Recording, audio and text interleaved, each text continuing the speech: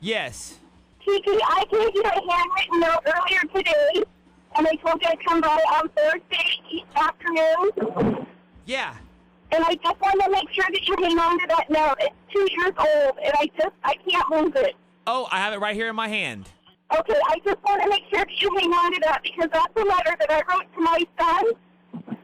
And it's very, very special to me, and it's very important that I keep that. And I want to make sure that you hang on to that for me. And you wrote this letter, and it's addressed to your son, right? Yeah, and I wrote it 2 years ago to him. And why did you write that letter to him? Because Well, what happened was we were at a local skate park, and he had a scooter and a skateboard with him. And I was busy doing some homework.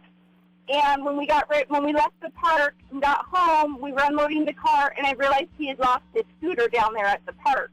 Right. And I totally blew my top. I called him names. I just went off, and it just really, really upset me because I remember when my mom would do that to me. And so I sat down and I wrote him that letter to tell him how sorry I was. And that I never wanted him to hurt like I hurt growing up. And he keeps that letter in a special little box in his room. And after I start to get upset with him, he pulls up the letter and says, Mom, you need to read this. So it's been read several times over the last 2 years. And I try every day not to hurt him verbally the way I was hurt. And that's why that letter is so important to me. Marylyne, it's interesting because I was reading the letter, and your situation must have been pretty bad because you just yelled at him, and which right. is what parents do every day, right? Their kids do stuff, they spill paint, they write on the walls, and you just yelled at him, but it must have brought back something deep that happened to you when you were a little girl. It did, yeah, exactly. And was your mom just was it a mental abuse or a physical abuse that happened to you? I had mental, physical, and sexual. Yeah.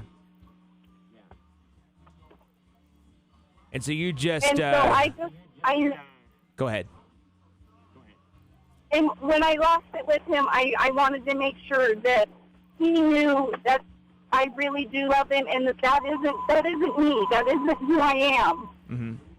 I'm not defined by that. Right.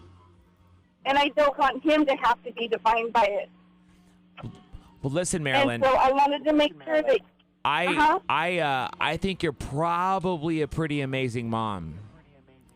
And I don't know you, but the fact that you wrote a letter and you have something with your son that's like a pact that he pulls that letter off whenever you get upset about something and say, hey, Mom, read your letter, and it reminds you, that's a special bond that you have with your son. And I bet you're a pretty amazing mother, so I don't think you have to really worry about that.